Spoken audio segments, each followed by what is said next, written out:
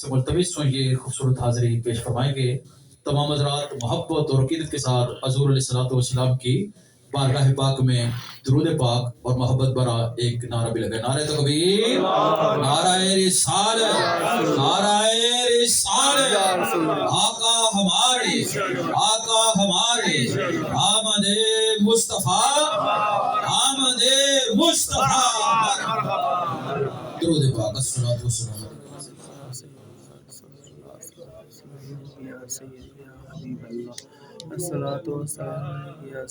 الحمد للہ الذی وحدہ والصلاة والسلام علی من لا نبی بعدہ. اما بعد، اعوذ باللہ من الشیطان الرجیم. بسم اللہ الرحمن الرحیم. محمد رسول اللہ والذین معه اشداء علی الکفار رحماء بینہم تراهم ركعا سجدا يبتغون فضلا من الله ورضوانا. صدق الله مولانا العظيم. ان الله وملائكته يصلون على النبي يا ايها الذين امنوا صلوا عليه وسلموا تسليما. الصلاة والسلام عليك يا سيدي يا رسول الله وعلى آلك وأصحابك يا سيدي يا الله. حضرات ذی وقار، تمام احباب کی خدمت عالیہ میں انتہائی مؤدبانہ سلام عقیدت و محبت کے بعد دل کی اتھا گہرائیوں سے مبارکباد پیش کرتا ہوں میلاد پاک حال کے ساتھ منسلک ہونے والے تمام غیور سنی مسلمانوں کو کہ جو عرصہ دراز سے اس نیک کام میں اپنی تمام تر توانائیاں صرف کر رہے ہیں، جو کہ اللہ اور اس کے محبوب کا پسندیدہ عمل ہے. دعا ہے اللہ رب العزت اس حال کو بھی اور اس حال میں رہنے والے خوش نصیبوں کو اللہ رب العزت تا قیامت آباد و شاد فرمائے. چونکہ وقت کے دامن میں اتنی گنجائش نہیں کہ طویل گفتگو کر سکوں. جتنا وقت مجھے دیا گیا ہے انشاءاللہ کوشش کروں گا کہ اس کے اندر رہ کر میں اپنی حاضری پیش کروں. چونکہ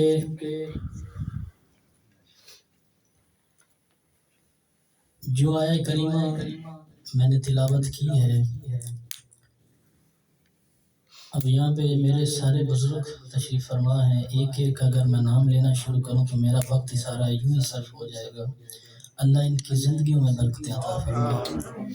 داتا حضور کی نگری سے آنے والا یہ فقیر آپ کے لیے اور تو کچھ نہیں کر سکتا، اتنا ضرور کر سکتا ہے کہ جب بھی میں پاکستان جاؤں گا داتا حضور کی بارگاہ میں حاضر ہوں گا تو سب سے پہلا سلام میں آپ کا پیش کروں. سبحان اللہ. چونکہ اس ملک میں رہ کر آپ لوگ یہ جو کام کر رہے ہیں یہ کوئی چھوٹا کام نہیں ہے، اور یہ کام ہوتا بھی تب ہی ہے جب انسان کو کہتے ہیں نا کنڈ تے کسی دا ہاتھ ہوئے تو پھر بندہ کام کرتا. اور پھر آج الحمدللہ قلبی مسرت محسوس کر رہا ہوں یہاں پہ حاضر ہو کہ پہلی دفعہ میں اس حال میں حاضر ہوں. اللہ میری حاضری قبول فرمائے. آج تو وقت نہیں ہے کہ آپ کو کچھ سنا سکوں، انشاءاللہ پھر کبھی موقع ملا تو پھر طویل گفتگو ہوگی. آج تو صرف تعارف ہو رہا ہے انشاءاللہ. ایک دو باتیں میں عرض کرتا ہوں، چلو جلدی کہ جو آیہ کریمہ میں نے تلاوت کی ہے خطبے میں، رب کا قرآن اعلان فرما رہا ہے محمد رسول اللہ. محمد صلی اللہ علیہ وآلہ وسلم اللہ کے رسول ہیں. والذین معه اشداء علی الکفار رحماء بینہم، اور جو ان کے ساتھ ہیں، کل بھی ساتھ تھے آج بھی ساتھ ہیں. کل غار میں ساتھ تھے آج مزار میں ساتھ ہیں.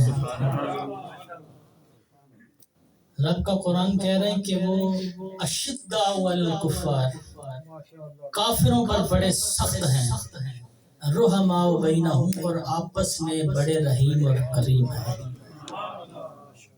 آج کل بندے سٹیجوں پہ بیٹھ کے صحابہ اور اہل بیت کی دشمنیاں بیان کرتے ہیں، جو کہ سراسر جھوٹ ہے، غلط ہے۔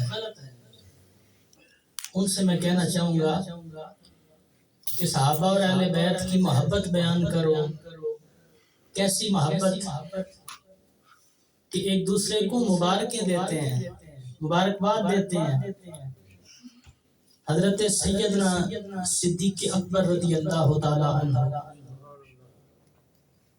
جن کے بارے میں یہ کہا جاتا ہے کہ کائنات میں نبی کریم صلی اللہ علیہ وسلم کے بعد سب سے افضل جو شخصیت ہے وہ سیدنا صدیق اکبر کی ذات۔ یہ ہمارا ایمان ہے، عقیدہ ہے۔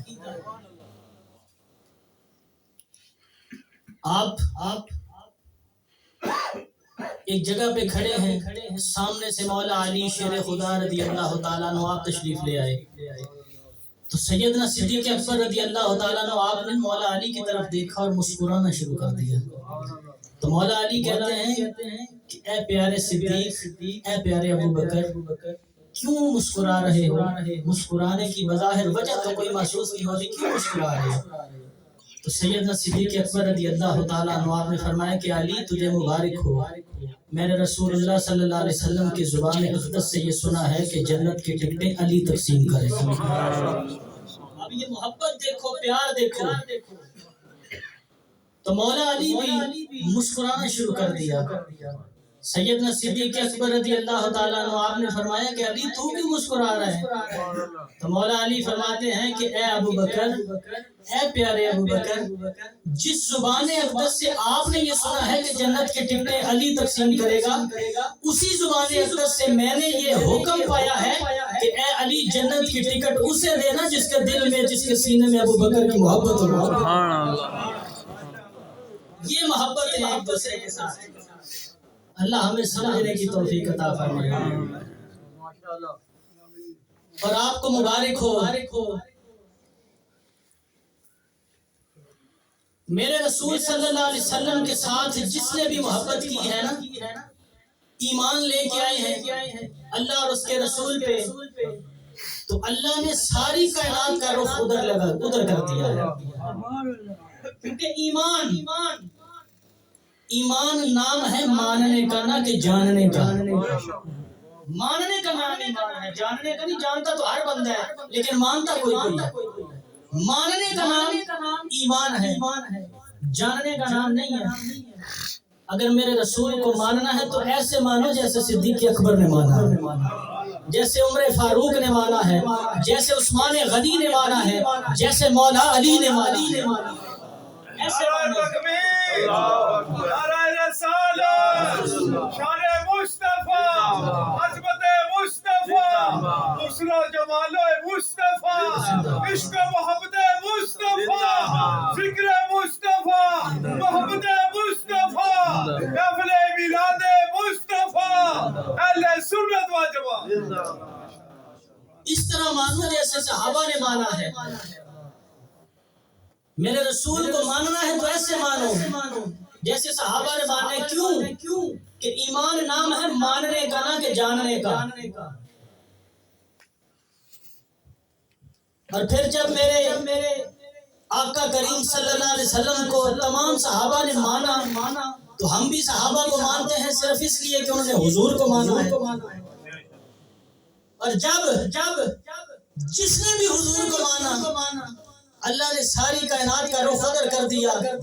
اب میں یوں کہوں کہ اگر آستانہ علی عیدگاہ شریف ہزاروں کروڑوں لاکھوں لوگ جاتے ہیں، ایسے نہیں جاتے، اس لیے کہ انہوں نے بھی میرے رسول کو مانا ہے، ہم بھی انہیں مانا۔ اس لیے آج یہ پیری مریدی کی بھی ایک نا لوگوں نے فروٹ چاٹ کی پلیٹ سمجھ لیا اس کو۔ اگر کوئی ضرورت سے زیادہ بندہ کپڑے پہن لے اسے پیر مانتے ہیں، یا ضرورت سے زیادہ اتار دے اسے پیر مانتے ہیں۔ استغفر اللہ، یہ المیہ ہے۔ اور آپ کو تو مبارک ہو کہ آپ خوش قسمت ہیں، خوش نصیب ہیں کہ آپ کے تو پیر بھی ایسے ہیں جنہیں پیروں مولویوں نے بھی جن کو پیر مانا ہے، کیونکہ مولوی اکثر جلدی کسی کو پیر نہیں مانتے، لیکن مولویوں نے بھی انہیں پیر مانا اس لیے کہ وہ عالم دین بھی ہیں۔ آپ کے پیر پڑھے لکھے عالم دین باعمل، اس لیے اللہ رب العزت نے کروڑوں لاکھوں لوگوں کا رخ اس طرف اس وجہ سے کیا ہے کہ انہوں نے میرے رسول کو مانا ہے۔ یہ خوش قسمتی ہے آپ کی اور میری کہ ہمارا تعلق ایسے آستانے سے ہے کہ جنہوں نے ساری زندگی رسول اللہ صلی اللہ علیہ وسلم کی وفاداری کا درس دیا ہے۔ الحمدللہ، چونکہ وقت بالکل قلیل ہے، 1-2 منٹ میرے باقی ہیں، اگر وقت ہوتا تو پھر مزید گفتگو ہوتی، لیکن آخری بات یہ کرتا چلوں کہ یہ اصحاب ثواب کی محفل بھی ہے، تو میں اکثر یہ جملہ کہتا ہوں کہ اللہ رب العزت کا قرآن ہے کہ تمام جو نفس ہیں انہوں نے موت کا ذائقہ چکھنا ہے، کل نفس ذائقۃ الموت، رب کا یہ قرآن ہے۔ لیکن میں اکثر یہ بات کہتا ہوں کہ آج کل کے دور میں پنجابی میں یہ جملہ کہتا ہوں کہ چنگی اولاد ہوندی ہے کہ جدے ماں باپ حیات ہوں تو او ماں باپ نال وفا کرے۔ بڑا خوبصورت جملہ، دل اور دماغ میں اس کو جگہ دیجیے گا۔ چنگی اولاد ہوندی ہے کہ جدے ماں باپ حیات ہوں تو او ماں باپ نال وفا کرے، تے جدوں ماں باپ دنیا تو ٹر جان تے انہاں واسطے ہاتھ چوک کے دعا کرے۔ ماشاءاللہ، اللہ آپ کے والدین کو کروٹ جنت نصیب فرمائے، ان کو جنت الفردوس میں اعلیٰ مقام عطا فرمائے۔ یہ ہماری خوش قسمتی ہے کہ اللہ رب العزت نے ہمیں رسول اللہ صلی اللہ علیہ وسلم کا امتی پیدا فرمایا، کیونکہ حضور کے امتی ان کا یہ عقیدہ ہے، یہ ایمان ہے کہ مرنے کے بعد اصل جو زندگی ہے وہ شروع ہوتی ہے۔ کیوں کہ قبر میں زیارت مصطفیٰ ہوتی ہے۔ اس سے بڑھ کر ہمارے لیے دنیا کی دولت، نعمتیں، سب کچھ ادھر رہ جائے گا۔ کائنات کی سب سے بڑی دولت یہ ہے کہ جب قبر میں جائیں گے تو حضور کی زیارت ہوگی۔ تے بندہ مومن جدو مردا ہے تے قبر وچ جاندا ہے، تے جدو سرکار حضور نبی اکرم صلی اللہ علیہ وسلم جدو قبر دے اندر تشریف لے آندے نے تے بندہ ہاتھ جوڑ لیندا ہے، پیر پھڑ لیندا ہے کہ سونیا اتنی بھی جلدی کیا ہے، ذرا ٹھہر جائیے، سبحان اللہ، سبحان اللہ، اتنی بھی جلدی کیا ہے، ذرا ٹھہر جائیے، اتنی بھی جلدی کیا ہے، ذرا ٹھہر جائیے، ساری عمر گزار کے میں نے پائی ہے یہ گھڑی، سبحان اللہ، سبحان اللہ، ساری عمر گزار کے پائی ہے یہ گھڑی، سونیا ساری دنیا ساری زندگی دنیا تے جڑی زندگی گزاری ہے، اس تو بعد مرن تو بعد قبر دے اندر آ کے سونے تیری زیارت واسطے اے کائنات دے تاجدار، اے کائنات دے مالک و مختار، تہاڈی زیارت واسطے ساری عمر گزار کے پائی ہے یہ گھڑی۔ سرکار دے قدمی لگ کے اسی رو کے عرض کریں گے، اتنی بھی جلدی کیا ہے، ذرا ٹھہر جائیے، اتنی بھی جلدی کیا ہے، ذرا ٹھہر جائیے، اتنی بھی جلدی کیا ہے، ذرا ٹھہر جائیے، ساری عمر گزار کے پائی ہے یہ گھڑی، ساری عمر عمر گزار کے پائی ہے یہ گھڑی، ساری عمر گزار کے پائی ہے یہ گھڑی. کیونکہ کچھ لوگ مر کے پھر مر جاتے ہیں اور کچھ لوگ ایسے ہوتے ہیں جو مر کے پھر تر جاتے ہیں. اگر اجازت ہو تو آخری جملہ آپ کی خدمت میں عرض کروں. ماشاءاللہ ماشاءاللہ. مرتے کون ہیں اور ترتے کون ہیں، یہ فرق میں صرف بتا کے اپنی حاضری مکمل کرتا ہوں. جنہوں نے ساری زندگی رسول اللہ صلی اللہ علیہ وسلم کی غلامی میں گزاری ہوگی، وہ پھر مرد کے جب مرتے ہیں تو مر کے مرتے نہیں ہیں، تر جاتے ہیں. اور جنہوں نے ساری زندگی رسول اللہ کی غداری میں گزاری ہوگی، وہ پھر مر کے مر جاتے ہیں. اگر بندہ مرے، جنہوں نے ساری زندگی رسول اللہ کی غداری میں گزاری ہے، جب وہ مرتے ہیں آپ نے دیکھا ہوگا پھر لوگ لکھتے ہیں کہ طبی وجوہات کی بنا پر مولانا کا چہرہ نہیں دکھایا جائے گا. طبی وجوہات کی بنا پر مولانا کا چہرہ نہیں دکھایا جائے گا. اصل میں وجہ اور ہے کہ چہرہ ہی بگڑ گیا ہے، تبدیل ہو گیا ہے، لیکن لکھنے پہ مجبور طبی وجوہات کی بنا پر مولانا کا چہرہ نہیں دکھایا جائے گا. یہ رسول اللہ کے غدار ہیں، اور جنہوں نے ساری زندگی میرے مصطفیٰ کریم کی غلامی میں گزاری ہو، وہ جب مرتا ہے چاہے کوئی ریڑھی لگانے والا غریب ہو، مزدور ہو، جب وہ مرتا ہے تو اس کا چہرہ چودھویں کی چاند کی طرح چمک رہا ہو. سبحان اللہ. لوگ کہتے ہو دیکھو رسول اللہ کا غلام جا رہا ہے، رسول اللہ کا عاشق جا رہا ہے. سبحان اللہ. اللہ رب العزت ہمیں حضور کی غلامی میں زندگی بسر کرنے کی توفیق عطا فرمائے. میری حاضری کو اللہ اپنی بارگاہ میں شرف قبولیت عطا فرمائے. وما علینا الا البلاغ. ماشاءاللہ.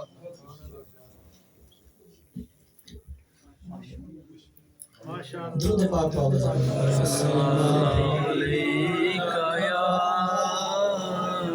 یا رسول اللہ وسلم علیکہ یا حبیب اللہ. دو اشعار میں نعت شریف کے پڑھتا ہوں اور ایک شعر سیدنا صدیق اکبر رضی اللہ تعالیٰ آپ کی شان میں. 3 اشعار ٹوٹل پڑھ کے میں اپنی حاضری مکمل کرتا ہوں. وقت بالکل قلیل ہے. مجھ پہ بھی چشم کرم اے میرے آقا کرنا، مجھ پہ بھی چشم کرم اے میرے آقا کرنا، مجھ پہ بھی چشم کرم میں میرے آقا کرنا، مجھ پہ بھی چشم کرم میں میرے آقا کرنا. تو میرا بھی ہے حق، تو میرا بھی ہے رحمت کا تقاضا کرنا، مجھ پہ بھی. اور آپ کسی کو، یہاں پہ یہ شعر ہے، تو کسی کو بھی اٹھاتا نہیں، لیکن مجھے آج ایک بات فون پر کہی گئی کہ یہ ادب کا جو ہے نا لحاظ یہ اپنے ذہن میں رکھنا ہے. تو مجھے بڑی خوشی ہوئی کہ یہ چیزیں کوئی بندہ دیکھتا ہے. شاعر لکھتے وقت نہیں دیکھ رہا میں کیا لکھ رہا ہوں، نعت خوان پڑھتے وقت نہیں دیکھ رہا میں کیا پڑھ رہا ہوں، کوئی سمجھ نہیں آ رہی. لیکن یہ بڑی خوشی ہوئی مجھے. اللہ اس کابش کو قبول فرمائے. آپ کسی کو بھی اٹھا